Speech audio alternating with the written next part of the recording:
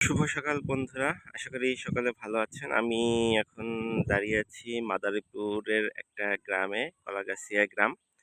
আমি যে কলেজটার সামনে দাঁড়িয়ে আছি এটা আপনারা দেখতেছেন, এবিসিকে সৈয়দ আবুল হোসেন ডিগ্রি কলেজ। এই কলেজটা আসলে অনেক দিক থেকে একটা বিখ্যাত বা এই এলাকার জনপ্রিয় একটা কলেজ।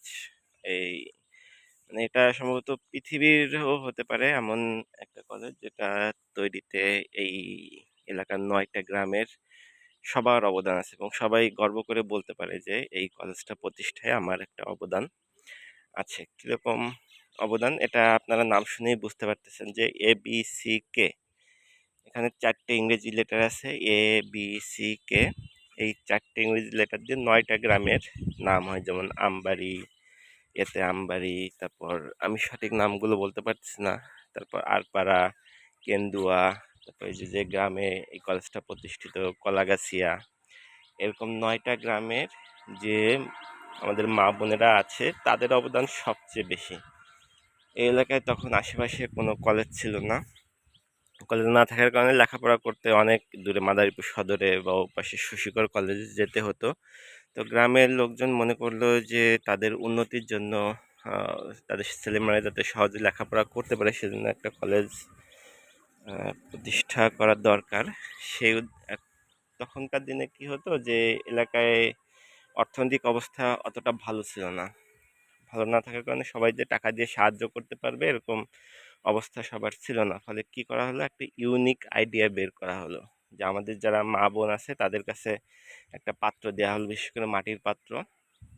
তাদেরকে বলা হলো যে আপনারা পরিবারের যে সদস্যদের জন্য যে চালটুকু নেবেন ওখান থেকে প্রতিদিন বা সপ্তাহে ১-২ বার করে আপনারা ১ মুঠ করে চাল যে পাত্রটা দেওয়া হয়েছিল ওই পাত্রটায় রেখে দিবেন। মানে এটা কলেজের জন্য ওনারা আর কি ওনাদের পরিবারের খাবার থেকে ওনারা এই ১ মুঠ করে চাল দান করতো। এবং এই দেখা যাচ্ছে মাস শেষে গিয়ে এই কিছু কমিটির লোকজন ছিল, ওরা গিয়ে এই চালগুলো কালেক্ট করতো, সেগুলো বিক্রি করে যে টাকা হতো সেই টাকাগুলো তারা জমিয়ে এই কলেজ প্রতিষ্ঠার কাজে কাজে লাগাতো আর কি। এইভাবে ৯টা গ্রামের যে মা বোনরা আছে তাদের কাছে প্রায় প্রত্যেকের ঘরেই এরকম একটা করে পাত্র দেয়া ছিল। তারা পাত্রে চাল জোগাড় করতো। এই এক মুঠ করে চাল জোগাড়ের যে টাকা সেটা থেকেই কিন্তু এই কলেজটা প্রতিষ্ঠিত। সেজন্যই বললাম যে ৯টা গ্রামের প্রায় সবাই মানে বলতে পারবে যে এই কলেজটা আমরা তৈরি করেছি, আশ্রমে তৈরি করেছি। তারপরে কলেজটা যখন তৈরি হয় তখন এর যে মানে এখানে যে মাঠটা দেখতে পাচ্ছেন, মাঠে মাটি ভরা, তারপর যে আহ, যে শিক্ষকরা ছিল তাদেরকে কিছু হয়তো পরিপূর্ণ বেতন দেওয়া সম্ভব হয়নি, মানে ন্যূনতম কিছু বেতন সম্মানী প্রদান করা। ওই যে আপনারা টিনের ঘর দেখতে পাচ্ছেন, এটা কলেজের পুরাতন ঘরগুলো তৈরি এক মুঠে চালের টাকায় তৈরি হয়েছে। আর সবাই কিন্তু যখন কলেজটা প্রতিষ্ঠিত হয় যে মাঠ করা, তারপরে যে এই এই টিনের ঘর সেটা করা, কিন্তু এই এলাকার অনেকেরই শ্রম আছে, তাও বিনা পারিশ্রমিকে তারা কিন্তু কাজগুলো করেছে। আর এখন আপনারা এই দেখতে পাচ্ছেন যে ABC Abul Hossain degree college. এই আবুল হোসেন সাহেব ইনি মূলত এই কলেজ প্রতিষ্ঠার সাথে ওরকমভাবে জড়িত না, যেহেতু উনি এলাকার আওয়ামী লীগের নেতা ছিলেন। ফলে এই কলেজটা যাতে উন্নতি হয় সেজন্য ওনার নামটা জাস্ট যুক্ত করে দেওয়া, কিন্তু উনি যে খুব বেশি অবদান রেখেছে বা এই কলেজের অনেক বেশি যে উন্নতি করেছে এরকম কিন্তু বিষয়টা না।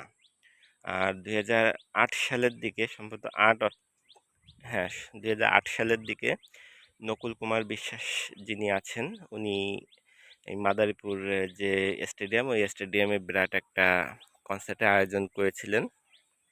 মানে অনেক নামি নামি শিল্পী যেমন মমতাজ, জেমস, তারপর আরও অনেকেই যে নামি নামি শিল্পী তখনকার দিনে তারা এসেছিল এই কলেজের উন্নতির জন্য। তারা একটা ফ্রিতে কনসার্ট করে দিয়েছিল, আমরাও সেই কনসার্টে গিয়েছিলাম, টিকিট কেটেছিলাম।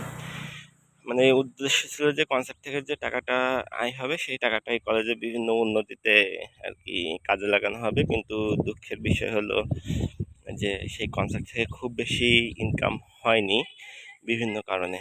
যে ধরেন ওখানকার যারা দর্শক হিসেবে গিয়েছিল তারা অনেক ভাঙচুর করেছিল, অনেক চেয়ার যে প্রপার্টিগুলো আছে সেগুলো অনেক নষ্ট করেছিল, ফলে সেগুলো একটা ড্যামারেজ দিতে হয়েছিল। তারপর পুলিশ প্রশাসনকে একটা টাকা দিতে হয়েছিল, মানে সবকিছু মিলে খুব বেশি যে ইনকাম হয়েছিল সেটা না, তারপরও কিছু হলেও ইনকাম হয়েছিল। মানে এই কনসার্টে নকুল কুমার বিশ্বাসের একটা অবদান ছিল আর কি, উনি ফ্রিতে এই বিভিন্ন নামি দামি শিল্পীদের নিয়ে এসেছিল। তো এই ছিল মূলত কলেজের প্রতিষ্ঠা একটা ইতিহাস। এটা একটা ইউনিক, মানে খুবই ভালো একটা, মানে উদ্যোগে সবার উদ্যোগে প্রতিষ্ঠিত একটি কলেজ, যেটা সাধারণত এরকম উদ্যোগ খুব কম দেখা যায়। তো আপনাদের এই কলেজের ইতিহাস জানতে পেরে কেমন লেগেছে সেটা কমেন্টসে জানাতে ভুলবেন না। ভালো থাকবেন।